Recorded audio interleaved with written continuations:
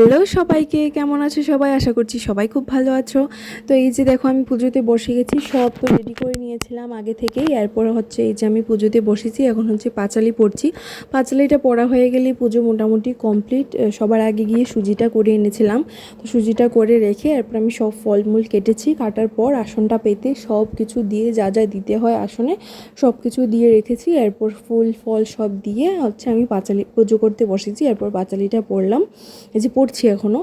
তো আর যে ঘরের যে ঠাকুর, ওই ঠাকুরকেও আমি পুজো দিয়ে নিয়েছি। এরপর এখন পাঁচালিটা পড়া হয়ে গেলে আমার পুজো কমপ্লিট। এই যে দেখো, আর ভিডিওটা আমার বরই করে দিচ্ছিলো আমাকে, যেহেতু ফোনটা বাইরে ছিল, ও এসে একটু ভিডিও করে দিচ্ছিলো, তাই আমি এই যে ব্লগে শেয়ার করতে পারছি। আর বলতে বলতে দেখো আমার পুজোও কমপ্লিট। এখন একটু সব কিছু দেখিয়ে দিচ্ছিলাম, আমি নিজেও দেখছিলাম সব কিছু ঠিক দিয়েছি কি না। আর দেখো এই যে ফুলগুলো কি সুন্দর না, একটা কাকিমণি আমাদের দিয়েছে ফুলগুলো।